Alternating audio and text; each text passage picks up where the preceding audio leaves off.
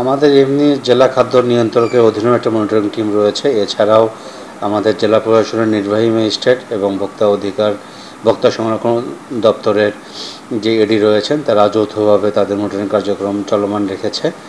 আমি ইতোমধ্যে একজন মিল মালিকের সঙ্গে কথা বলেছি, তিনি আমাকে আশ্বস্ত করেছেন যে 2-1 দিনের ভিতরে চাউলের দাম আরও কমবে বর্তমান যে বাজার দর রয়েছে।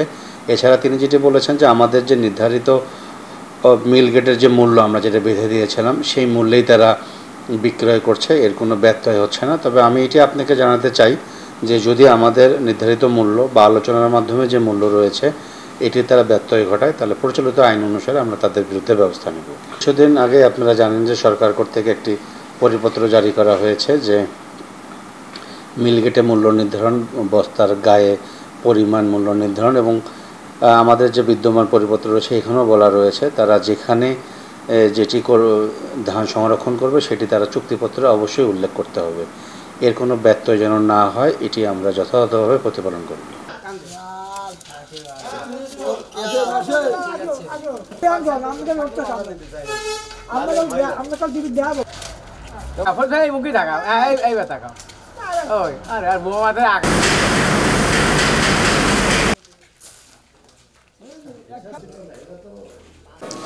ইতিমধ্যে আসলে এখানে যে বড় বড় মোকামগুলো রয়েছে সরকারের নির্দেশনা মোতাবেক আমাদের খাদ্য বিভাগের যে সকল কর্মকর্তা কর্মচারী রয়েছে তাদেরকে নিয়ে এই মনিটরিং কমিটি ইতিমধ্যেই কাজ করছে এবং প্রশাসনের সাথে সহযোগিতায় তাদের সাথে সমন্বয় করে নিবিড়ভাবে আমরা বাজার পর্যবেক্ষণ করছি। স্বাভাবিক বর্তমানে বাজার দর স্বাভাবিকই রয়েছে, এটা যে কোনো সময় যদি কোনো ধরনের আমরা ব্যত্যয় দেখি তাহলে সে বিষয়ে আমরা ব্যবস্থা গ্রহণ। 40% বেশি গ্লো, বিশ্বের 1 নম্বর গ্লো ক্রিম, নতুন গ্লো এন্ড লাভলি।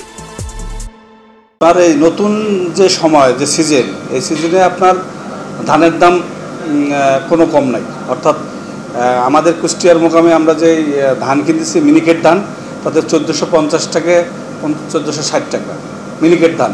তাতে যে চাউল হচ্ছে তাতে আমাদের 66 টাকা কেজি পড়তেছে, আমরা 66 টাকায় বিক্রি করছি। অন্য অন্য ধানও একই অবস্থা, যেরকম 28 বা কাজললতা বা বাসমতি একই অবস্থা, সব ধানের দামই বেশি, সেই অনুপাতে চালের দামটা সেভাবে বিক্রি হইতেছে। এখানে ধানের বাজার এখানে যে পর্যায়ে আছে সেই পর্যায়ে চাল বিক্রি করতেছে না। বাম্পার ফলনের সাথে কৃষকদের তো খরচ অনেক বাড়ছে, সেই সাথে এবার তো কোনো পানির কোনো ব্যবস্থা ছিল না সরকারিভাবে। এবার সরকার কৃষকদের সব কিছু মিলে কিন্তু অনেক খরচ, সেই খরচের তুলনায় যে দাম আছে সেটা কৃষকরা অয়েল সেই ধানের দামের অনুপাতে চালের দাম বাজারের স্থিতিশীল অবস্থা আছে বলে আমরা মনে করি।